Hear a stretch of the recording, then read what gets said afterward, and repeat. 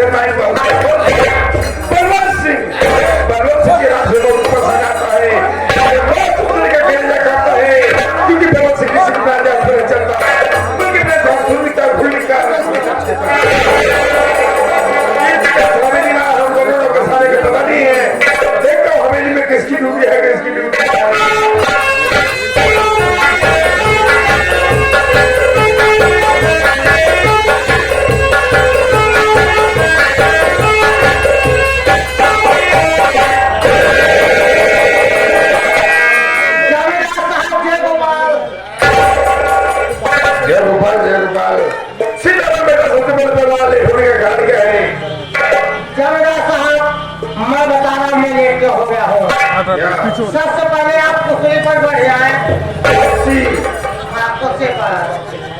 Time का भाव है। हमारा नाम का परिचय बता दें। हमारा नाम क्या हमारा बता दे। देखा जमींदार साहब क्या तू तो जानता ही कि पहले तुहार माई हमारे मिला दे। पहले तुहार माई हमारे मिला रहे, तुहार बाबू हम रहे। जमींदार साहब आप नाराज हो रहे हैं, हम कह रहे हैं हमारी कारण मतलब जब आपको माता ये है हमारे मिला बराबर की दिक्कत है। जब आपके पिताजी थे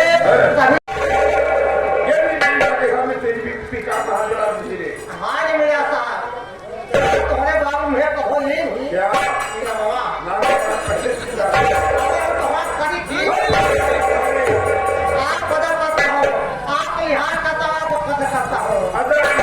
कदर करते हैं तो इतिहास का नाम पहले लिया कर सकता है। हम दो सके लोग एक कॉपी करना आपके सामने आपका नाम और पता नहीं बता सकता हूँ। सामने बैठा तो एक नौकर और एक मालिक से बाध्यता कर रहा है। बैठ जाओ। साथी मेरी पे चलिए दोस्तों। साथी में कहीं गैर का नहीं, इससे विजय लेकर कर रहने वाला हम अपने परिवार में कुल मिलाकर मात्र दो प्राणी, एक भाई और एक हमारी बेटी, इसका नाम चांदनी है। लेकिन दोस्तों क्या बताऊं, ये चांदनी मनुष्य पैदा हुई, किसके पैदा होते मेरी लक्ष्मी मेरी अर्धांगनी मेरे साथ चली गई। सदा सदा के लिए भगवान को प्यारी हो गई। सीताराम तभी से हराम जाने जब भी मेरे सामने आती है ना तो पर्दा करके आई आती है। सीताराम तुमसे एक बात और बता देना चाहता हूँ। ये जो अपने गाँव के बगल वाला गाँव चांदपुर नहीं है, इसी चांदपुर गाँव का एक अर्जुन सिंह का परिवार रहता है। वो अर्जुन सिंह का परिवार आप अपनी बीवी की इलाज कराने के लिए हमसे 10,000 रुपए निकला। उसके वजह में अपने मकान की भी देखा, ना तो साला मेरा पैसा दिया ना तो मकान खाली किया और आप को बुढ़ा साल मर गया।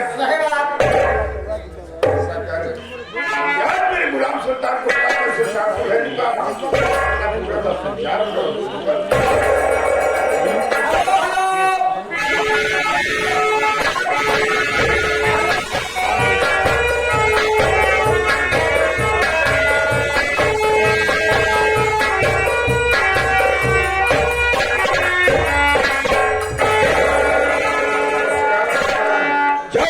नमस्कार।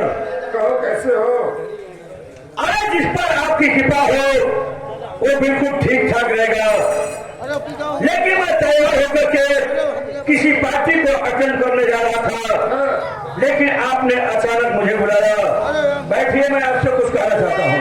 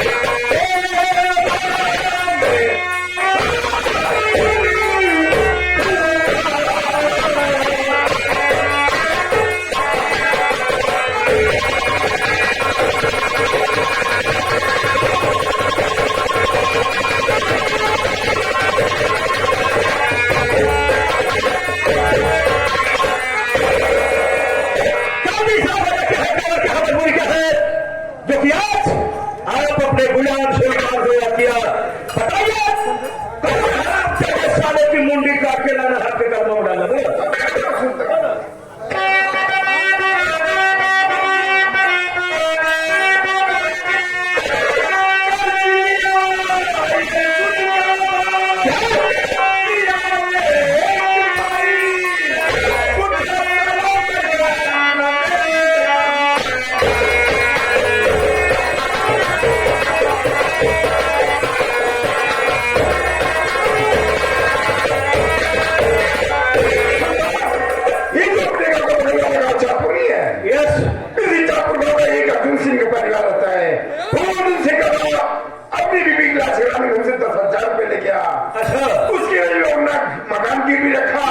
ना तो साला मेरा पैसा दिया ना तो मकान का किया और ताला मर गया।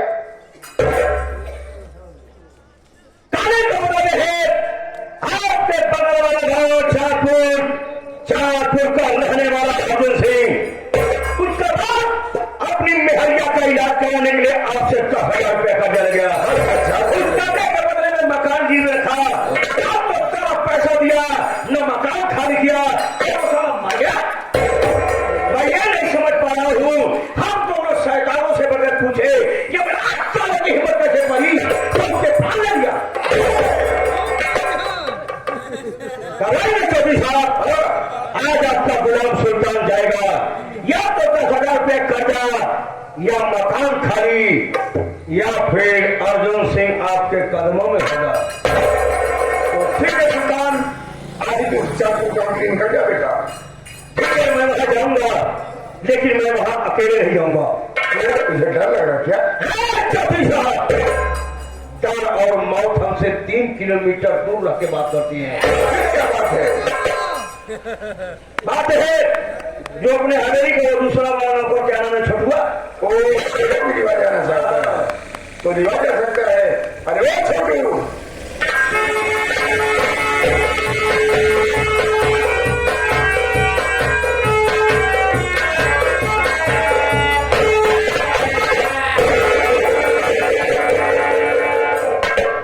हम कहे चौधरी साहब ना पूछ सके, इतने दिन से साथ में रहा, सारे बोलने का तरीका था, कितनी बार बोले चौधरी साहब ना पूछ सके। कैसे करे? अबे साले चौधरी साहब नमस्ते। अच्छा, हम कहे चौधरी साहब। अरे छोटुआ साले, हाँ, चौधरी, अच्छा, साला हम कहे चौधरी साहब नमस्ते। नमस्ते। छोड़ बेटा, आप मुझे सुल्तान के साथ चांदपुर गाँव जाना है, जाएगा क्या? क्यों नहीं जाऊंगा? क्यों जाऊंगा? सुल्तान ये जाने के लिए तैयार है, रिवाज जा सकता है। तो चल छोटुआ। क्या बात है?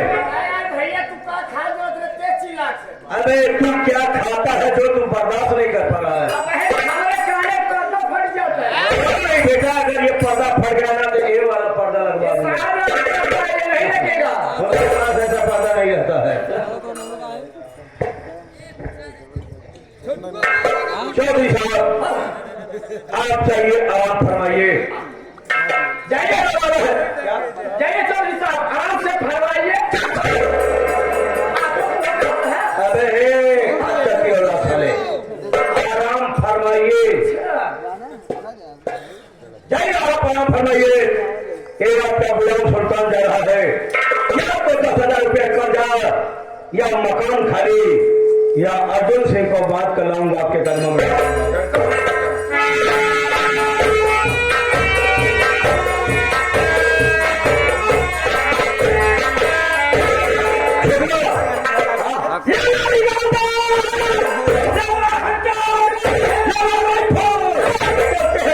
अर्जुन माँ के घर में,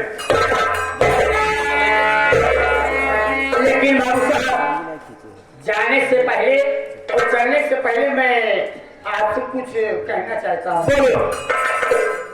गुस्ताखी माफ हो, लेकिन आपसे मैं ये कहना चाहता हूँ और ये जानना चाहता हूँ। बोलो।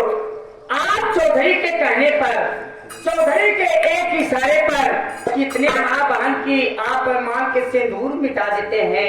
मैं उनका गुलाम हूँ। कितने माँ बहन की आप गोद सूनी कर देते हैं और कितने बच्चों को आप यकीन बना देते हैं। और हर वक्त देखते हैं आप चौधरी पीछे से कुत्तों की तरह घूमते हैं।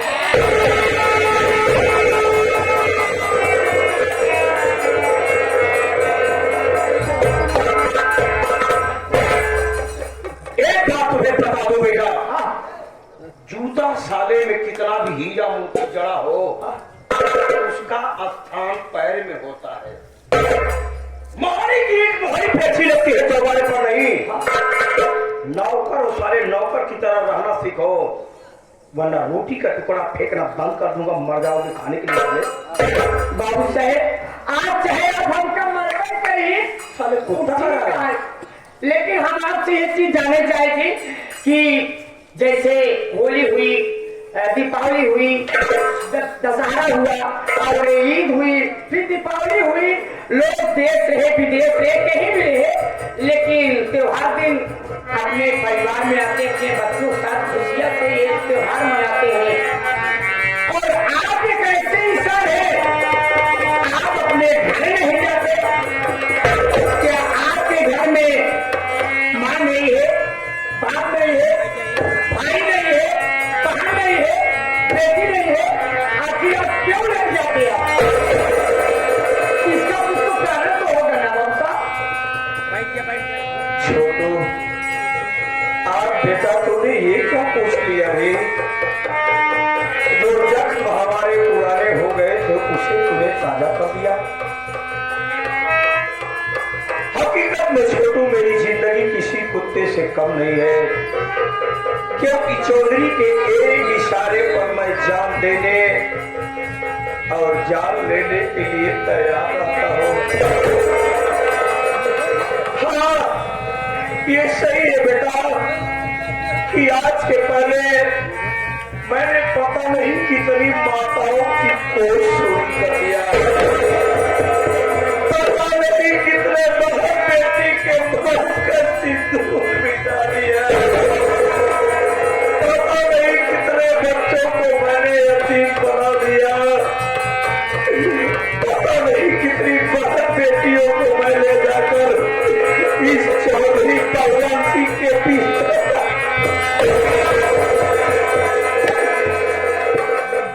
परमेश्वर मुझे माफ नहीं करेगा छोटू। अभी जब तूने दीपावली की बात कही ना, तो मुझे याद आ गया, एक 12 तारीख को जो दीपावली बीती छोटू, तो मैंने क्या देखा कि सबके घर में लाइट जल रही थी, सबके घर में दीपक जल रहे थे, और अपने घर के तरफ देखा तो अंधेरा लेकिन ऐसा क्यों? क्योंकि मेरे घर के चिराग को सदा सदा के लिए ये सारा चौधरी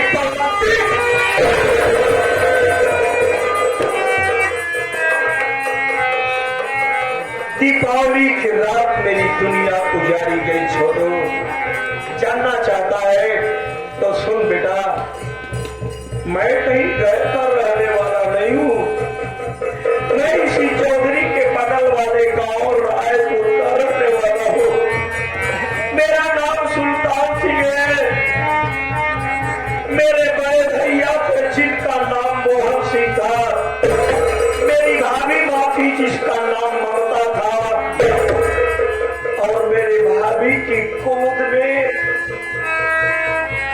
एक 3 साल की बच्ची थी छोटू, जिस बच्ची का नाम किरण था। किरण भैया भाभी ने बड़े अरमान से उसके हाथों में सुनहरे अक्षरों में किरण लिखवाया था। परमेश्वर ने गरीबी दिया था छोटू, लेकिन पारिवारिक सुख दिया था। हुआ यूं कि मैं मामा के घर पढ़ाई कर रहा था, दिवाली का त्योहार आया, मैंने सोचा कि चलकर करके भैया भाभी के साथ में त्योहार मनाऊंगा। आया भैया कहने लगे कि मुन्ना दीपावली का दिन है, तू बच्चों के साथ पटाखे जला और मैं शहर चला जाता हूँ, तेरे लिए खाने की सामग्री लाऊंगा। मैं चला गया बच्चों के साथ पटाखे जलाने के लिए।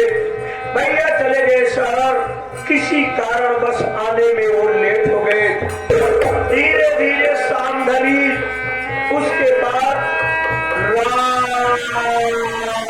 8 बजे छोटू 8 बजे मेरी दुनिया उजाड़ी गई है। क्या हुआ? रात 8 बजे ये चौधरी भगत सिंह अपने घोड़े पे सवार होकर के आया। मेरी भाभी ममता को दरवाजे पर देखने के बाद इसलिए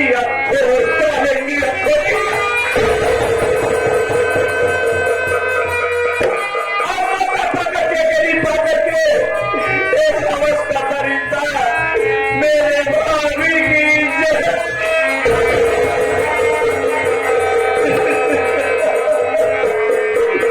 मेरी भाभी ममता की इज्जत लूट लिया। इज्जत लूटने के बाद संतोष नहीं हुआ, उठा अपनी राइफल और बड़े बेदर्दी से मेरे भाभी गोली की आवाज मेरे कानों पे पड़ी। मैंने सोचा दीपावली का त्योहार है, बच्चे पटाखे जला रहे होंगे, लेकिन मैं नहीं समझ पाया कि मेरी दुनिया उजड़ रही है। हुआ यूं कि मेरे भाभी को मारने के बाद जैसे ये घर में मेरे भैया को ढूंढने के लिए प्रवेश किया, दरवाजे पर मेरे भैया आ गए। मेरी भाभी माँ सारी वारदात अपने पति से बता दिया। मेरे भैया इन चौधरी बलवंत सिंह के डर से अपनी 3 साल की बेटी किरण को लेकर के वहां से बाहर निकले छोटू, और एक और का सौदागर मेरे भैया का पीछा कर लिया, देख लिया, पीछा कर लिया। और कुछ दूर जाने के बाद छोटू, कुछ दूर जाने के बाद ये कबीला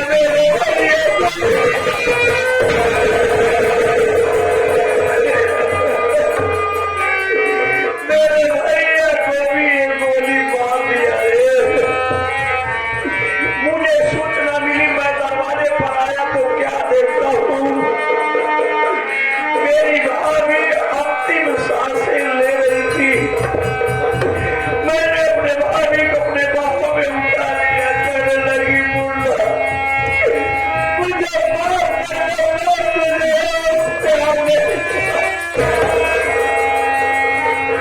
मैं पूछा कि एक बात बताओ भाभी माँ, मेरे भैया कहाँ है, मेरी भतीजी कहाँ है? कहने लगी मुन्ना तेरे भैया तेरी भतीजी किरण को लेकर के चाँदपुर के तरफ भाग रहे हैं और चौधरी बलवंत सिंह उनका पीछा किया है। जा मुन्ना जा, मेरी परवाह कब तक मैं भाग जाऊंगी, कम से कम अपने भैया और अपनी भतीजी को बचा ले। मैं भागता गया छोटू, कुछ दूर जाने के बाद क्या देखता हूँ, क्या मेरे भैया के लिए आवाज ज्यादा मेरे भैया की शरीर फूल से हाथ कांप रही थी। मैंने अपने भैया को बाहर में उठाने, मैंने कहा भैया चिंता मत करिए, मैं आपको हॉस्पिटल ले चलूंगा, आपको एडमिट कराऊंगा, आप ठीक हो जाएंगे। कहने लगे नहीं मुन्ना, अब बहुत देर हो चुकी है, क्योंकि गोलियों का जहर मेरे शरीर में पहुंच चुका है, अब मैं बचूंगा नहीं। अगर कुछ मेरे लिए करना चाहता है तो खा कसम, तो अपने भैया भाभी के खून का बदला चौधरी बलवंत सिंह से लेगा। मेरे दिल में बदले की भावना जागी, आंखों में खून बदला। मैंने कसम खाया कि चौधरी बलवंत सिंह सारे बर्बाद नहीं करूंगा, तब तक मैं अपने घर में कभी दीपक नहीं जलाऊंगा। कसम खाने के बाद मैं भैया से पूछा कि ये बात भैया मेरी 3 साल की भतीजी किरण कहाँ है? कहने लगे मुन्ना उसे तुम्हें गोली लगने से पहले जो चाँदपुर का भगवान भोलेनाथ का मंदिर नहीं है उसी मंदिर की तीसरी सीढ़ी पे बैठा करके आया हूँ। जब मुन्ना अपने भतीजी को उठा ले, किसी को उठा ले, उसका पालन पोषण करना, जब शादी हो जाए अच्छा सा लड़का देख करके उसकी शादी कर दे। मैं इतना बदनसीब इंसान निकला छोटू कि अपने भैया भाभी की लाश पे कफन करके गया। जब मंदिर की सीढ़ियों के पास देखा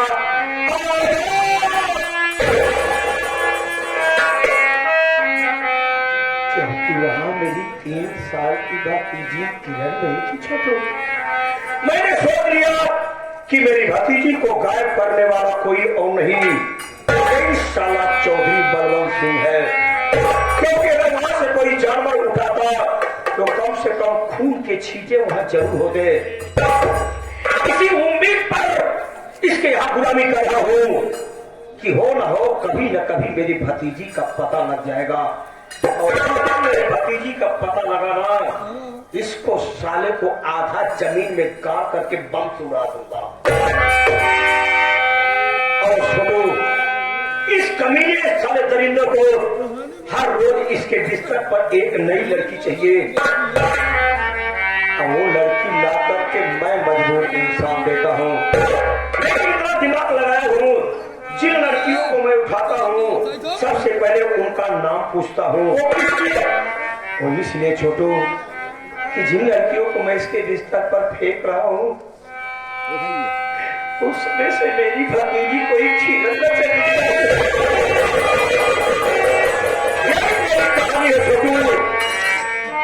और एक बात सुन ले बेटा, अगर गद्दारी किया, चौधरी बलवंत सिंह से बताया तो हिंदुस्तान क्या पूरे वर्ल्ड की जमीन तुम्हें भागने के लिए कम पड़ जाएगी।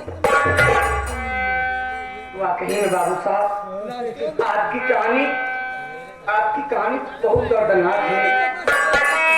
आज मैंने आपका दिल दुखाया है, और हो सके मुझे आप माफ कर देना। आज से मैं कसम खाता हूँ, रहेंगे तो साथ रहेंगे और मरेंगे तो साथ मरेंगे। तो ठीक है, आज मैं आपसे वादा करता हूँ कि ये बात चौधरी के कानों तक कभी पहुंचने नहीं दूंगा। आज से हमारा तुम्हारा मकसद होगा चौधरी बलवंत सिंह की बर्बादी। मेरे राइफल चलते हैं चाकू अब्दुल